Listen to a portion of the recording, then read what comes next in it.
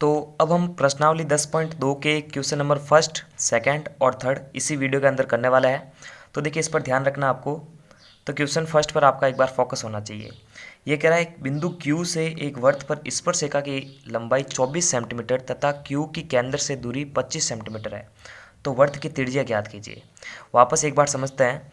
ये कह रहा है बिंदु Q से, एक बिंदु है, देखो ये इस तरह से डायग्राम है। बिंदु Q से स्पर्शरेखा की लंबाई, अगर देखो मेरे को देखो जो है यहाँ से स्पर्शरेखा खींचनी है ना वृत्त पर, तो ये यहाँ से यहाँ तक ही जाएगी।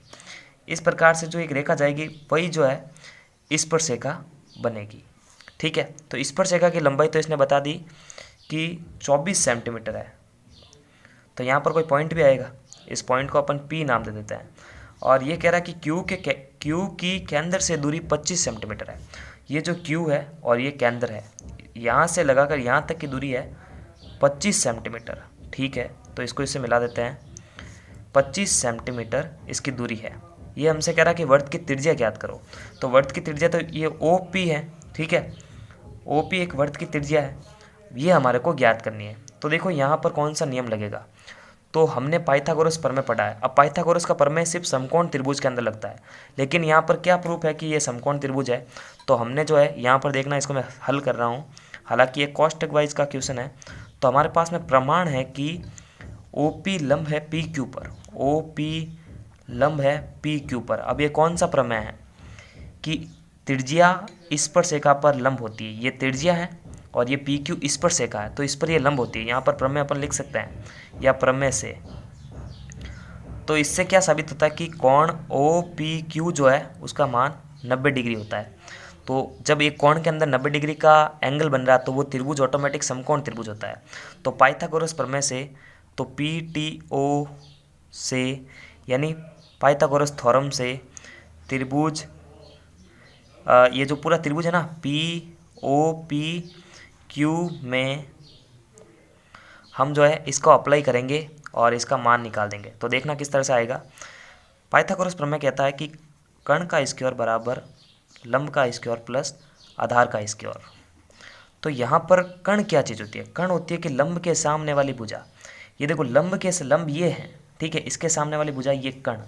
तो OQ कर्ण है, यानी OQ का स्क्वायर प्लस बराबर लंब का स्क्वायर। लंब कौन सा, ये PQ का स्क्वायर प्लस आधार ये OP, जिसको हमारे को ज्ञात करना है। क्योंकि OP को तो ही ज्ञात करना, OP क्या है यहाँ पर, त्रिज्या है, रेडियस R है।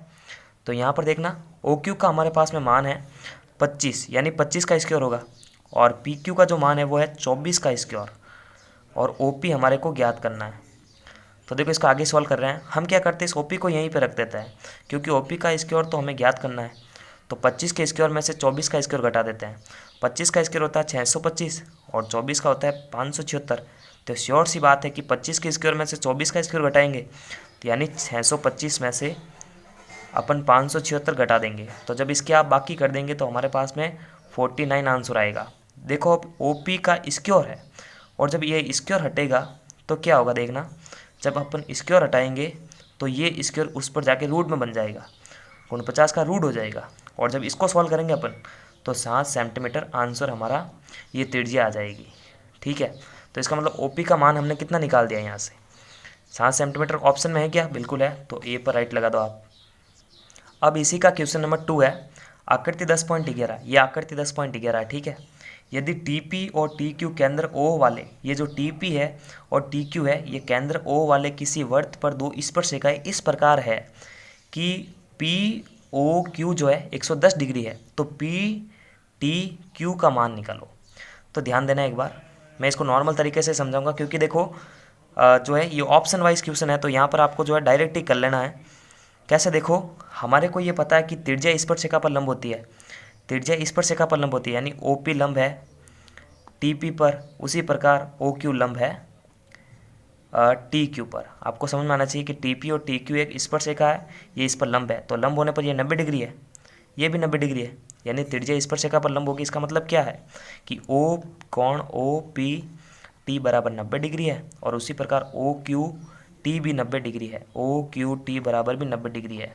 हमारे को क्या ज्ञात करना है, PTQ, ये वाला देखो PTQ। अब ध्यान से देखना, कितनी भुजा देखना, एक, ये दूसरी, ये तीसरी और ये चौथी। क्या ये जो आकृति है POQT एक चतुर्भुज है? बिल्कुल चतुर्भुज है, चूँकि PTOQ एक चतुर्भुज है, क्योंकि 4 भुजाओं से गिरिबंध आकृति है। तो चतुर्भुज नियम से चतुर्भुज नियम क्या होता है? यहाँ पर आप एक लाइन लिख देना कि चतुर्भुज के अंदर या आंतरिक कोणों का जो योगफल होता है वो 360 डिग्री के बराबर होता है। इसका मतलब चारों जो कोण हैं वे जुड़कर 360 डिग्री के बराबर लिखे जा सकते हैं। तो इसका मतलब देखो, एक कोण ये रहा, ये 90 डिग्री, ये 90 डिग्री, इसको ज्ञात करना है। तो देखो अपन इसको डायग्राम से कैसे लिख सकते हैं, कोण PTQ प्लस, जिसको तो हमें ज्ञात करना है, कोण P प्लस कोण Q प्लस कोण O बराबर 360। समझ में आना चाहिए आपको कि ये 90, ये 110, ये 90, और PTQ को तो हमने ज्ञात करना है। तो प्लस P हमारे पास में 90 डिग्री है, Q हमारे पास में 110 डिग्री है, सॉरी Q भी 90 डिग्री है, और जो कोण O है यानी O मध्य वाला POQ जो हमारे पास में है वो है 110 डिग्री, बराबर में 360 डिग्री है। सभी का योग करते हैं। देखो यहाँ से यहाँ तक योग करेंगे ना अपन, तो कोण PTQ प्लस 90 और 90 180, 180 और 110 जोड़ते हैं 180 और 110, तो 0, 9 और 200 यानी 290 आ रहा है, बराबर में 360 है। तो पक्षांतर करेंगे, PTQ को तो यहीं पे रखेंगे और पक्षांतर कर देंगे, यानी 360 में से 290 उधर जाके घटेगा। तो कितना रिजल्ट आएगा? इसमें से अगर अपन घटा दे तो 70 डिग्री इसका रिजल्ट आएगा। तो इस तरह से है इसका मान 70 डिग्री आएगा। तो क्या ऑप्शन में 70 डिग्री है? बिल्कुल। तो 70 डिग्री पर आप क्लिक कर दो।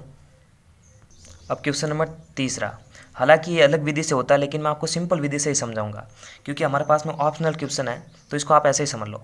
ये कह रहा कि एक बिंदु P से O केंद्र वाले किसी वर्त पर PA और PB स्पर्शिकाएं परस्पर 80 डिग्री के कोण पर झुकी हुई है, तो POA का मान ज्ञात करो। कैसा? देखो ये क्या कहना चाह रहा है कि एक वर्त है, ठीक है, इस तरह से ये इसका केंद्र है O।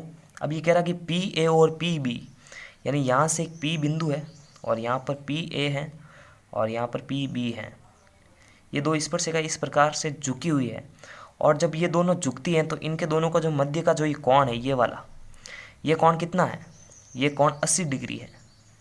तो हमसे ये कह रहा है कि POA निकालना है। तो हम क्या करते हैं, इसको इससे जोड़ते हैं और इसको इससे जोड़ देते हैं। तो देखो POA, तो यहाँ पर जब ये पहली वाली भुजा, ये दूसरी, ये तीसरी और ये चौथी, ये भी एक चतुर्भुज है। तो चतुर्भुज में अपन देखो POA निकालना है। तो उसके लिए अपन क्या करेंगे, अगर देखना, पहले तो सबसे पहले आपको चतुर्भुज का नियम लगाना है, ठीक है। चतुर्भुज नियम से 2 स्टेप में सवाल सॉल्व होगा। चतुर्भुज नियम से हमारे को POA निकालना है। तो उससे पहले भी हमारे पास में जानकारी है कि ये 90 डिग्री, ये भी 90 डिग्री, क्योंकि इससे पहले वाले क्वेश्चन में मैंने डिस्कशन किया है कि त्रिज्या स्पर्शिका पर लंब होती है। तो वो स्टेप में ज़्यादा ना लिख के सिंपल तरीके से ही बताऊंगा कि सबसे पहले तो आपको देखो AOB निकालना है, ठीक है, कोण AOB निकालना है, ये निकालना है। अब ये कैसे निकलेगा? चतुर्भुज के नियम से निकलेगा, क्योंकि देखो AOBP जो है एक चतुर्भुज है और चतुर्भुज के चारों कोणों का योगफल 360 डिग्री के बराबर होता है। इसका मतलब कोण A प्लस कोण B प्लस कोण O का मतलब ये मध्य वाला AOB की बात कर रहा है, और P हमारे पास में मौजूद है 360 डिग्री, इनका सभी का योगफल है। तो यहाँ पर देखना, A हमारे पास में 90 डिग्री है, B हमारे पास में 90 डिग्री है, और O मतलब AOB जो है वो ज्ञात करना है, और P हमारे पास में 80 डिग्री है, इसके बराबर है 360 डिग्री। अब देखो इन सभी को अपन जोड़ेंगे ना, और जो AOB निकलेगा यानी इन सभी का जो योगफल है वो 360 डिग्री में से जाके घट जाएगा। तो 90 और 90 180, 180 और 80 260, तो 360 डिग्री में से 260 घटाएंगे तो हमारे पास में 100 डिग्री आंसर आएगा। यानी ये पूरा जो एंगल है, कैसे देखो इसको ऐसे समझो, ये वाला एंगल 100 डिग्री है। अब ये हमसे खाली इतना ही पूछ रहा है कि POA। तो हालांकि ये अलग विधि से होता है, लेकिन मैं आपको सिंपल विधि से ही समझा देता हूँ कि बस आपको इतना ही समझना है कि यहाँ से यहाँ तक की जो एक रेखा जाती है, यानी मैं P से एक रेखा बना रहा हूँ, तो ये रेखा क्या करती है, इस वाले कोण को भी आधा कर देती है, और ये जो पूरा कोण है इसको भी आधा कर देती है। यानी अगर ये पूरा कोण 100 डिग्री है और जब ये आधा हो गया तो ऊपर वाला भी 50 हो गया, नीचे वाला भी 50 हो गया। तो इसका मतलब ऑप्शन में जहाँ 50 है उसको क्लिक कर दो आप। ठीक है, तो इस तरह से इसको समझना है। पहले सिंपल ए ओ बी निकाल दो आप चतुर्भुज नियम से, और फिर यहाँ से यहाँ तक एक रेखा निकालो। रेखा गिराने पर क्या होगा कि ये कोण पूरा आधा हो जाएगा, यानी ऊपर भी समान नीचे भी समान। तो पूरा तो 100 था, तो ऊपर भी आधा हो गया नीचे भी आधा हो गया, तो 50 और 50। ठीक है, ऊपर वाला 50 नीचे वाला भी 50, क्योंकि जुड़ के तो ये वो भी बनता है। तो नमस्कार, थैंक्स फॉर वॉचिंग, और पूरे चैप्टर की प्लेलिस्ट की लिंक आपको वीडियो के डिस्क्रिप्शन बॉक्स में मिल जाएगी।